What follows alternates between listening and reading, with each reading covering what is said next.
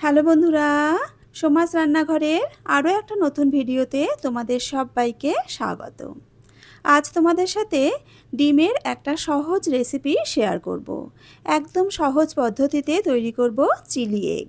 হঠাৎ করে কোনো চাইনিজ খাবার খেতে ইচ্ছা করলে খুব সহজেই কিন্তু তোমরা এই রেসিপিটা বানিয়ে নিতে পারো। ভিডিওটা শেষ পর্যন্ত দেখতে থাকো, আশা করি আজকের রেসিপিটা তোমাদের ভালো লাগবে। প্রথমেই একটা বড় বাটি নিয়ে নিয়েছি, তাতে বেশ কয়েকটা ডিম ভেঙে নেব।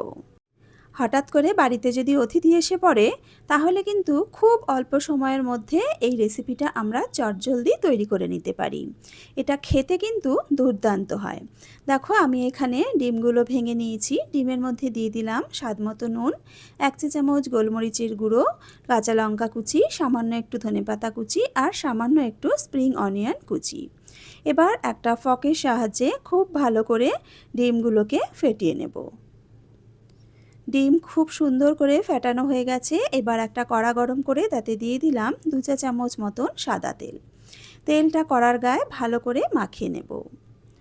এদিকে তেলও কিন্তু খুব ভালো গরম হয়ে গেছে। এবার ডিমের মিশ্রণটা দিয়ে দিলাম। ডিমের মিশ্রণটা দিয়ে সামান্য একটু অপেক্ষা করব। তারপর একটা স্প্যাচুলা দিয়ে দেখো এই রকম প্রসেসে কিন্তু ডিমটাকে ভেজে নিতে হবে। কিছুটা অংশ অমলেটের মতন হয়ে গেলে ওপর থেকে সরিয়ে দিতে হবে, যাতে পুরো ডিমটা ভালোভাবে অমলেট মতন হয়ে যায়। দেখতেই পাচ্ছ, পুরো ডিমটা কিন্তু খুব সুন্দরভাবে ভাজা হয়েছে। এখনও কিন্তু ডিমটা বেশ নরমও আছে। এই সময় স্প্যাচুলা দিয়ে এইভাবে কেটে কেটে একটু ছোট ছোট টুকরো করে নেব। তবে খুব বেশি ছোট ছোট টুকরো করব না, যেন একদম গুঁড়ো গুঁড়ো না হয়ে যায়। একটু মাঝারি মাপের টুকরো করে করে কেটে নেব। তারপর একটু নাড়াচাড়া করে ভেজে নেব। তবে খেয়াল রাখতে হবে ডিম যেন খুব বেশি কড়া করে ভাজা না হয়। ডিমের অমলেটটা বা ডিম ভাজিটা যেন খুব বেশি শক্ত না হয়ে যায়। দেখো, ডিমগুলো দেখে বুঝতেই পারছো এখনও কিন্তু ডিমটা বেশ নরম আছে। ডিমগুলো তুলে নিলাম। এখানে আমি নিয়ে নিয়েছি পেঁয়াজ, ক্যাপসিকাম, রেড বেল পেপার আর ইয়েলো বেল পেপার। সবকটা সবজি কিন্তু আমি পেটালের আকারে কেটে নিয়েছি। এবার ওই ডিম ভাজা কড়াতেই দিয়ে দিলাম আরও 2 টেবিল চামচ মতন সাদা তেল। তাতে দিয়ে দিলাম মিহি করে কুচিয়ে নেওয়া রসুন আর মিহি করে কুচিয়ে নেওয়া আদা। আদা রসুনটা দিয়ে একটু ভেজে নেব।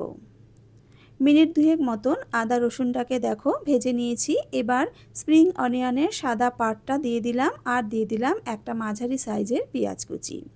স্প্রিং অনিয়ন আর পেঁয়াজটা দিয়েও আরও 2 মিনিট মতন ভেজে নিয়েছি। এবার পেঁয়াজ, ক্যাপসিকাম আর বেল পেপার দিয়ে দিলাম। তার সাথে কিছু কাঁচা লঙ্কা কুচিও দিয়ে দিলাম।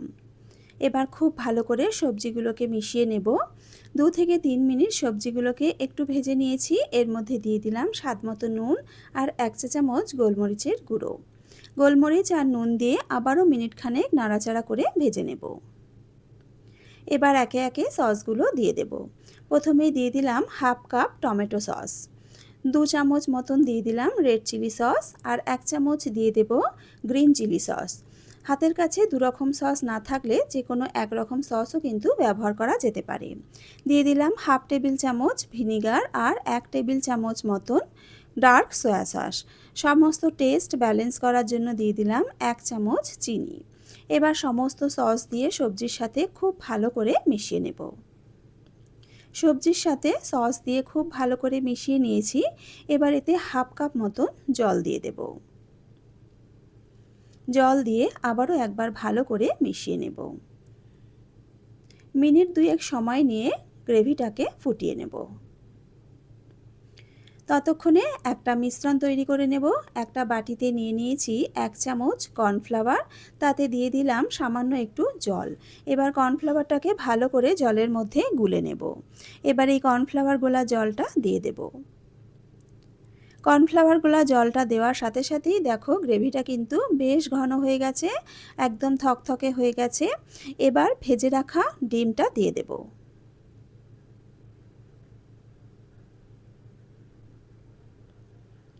ডিমটাকে গ্রেভির সাথে ভালো করে মিশিয়ে নেব।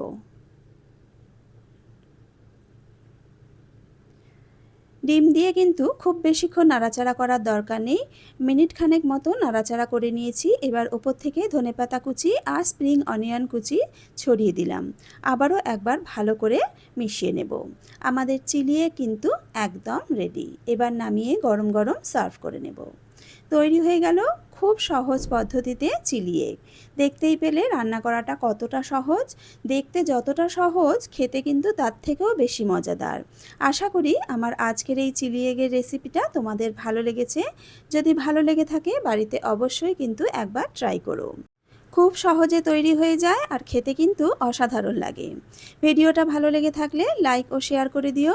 এরকমই নতুন নতুন ভিডিওর আপডেট পেতে আমার চ্যানেলটা সাবস্ক্রাইব করে বেল আইকনটা প্রেস করে নিও। আবারও হাজির হয়ে যাব একটা নতুন রেসিপির সাথে।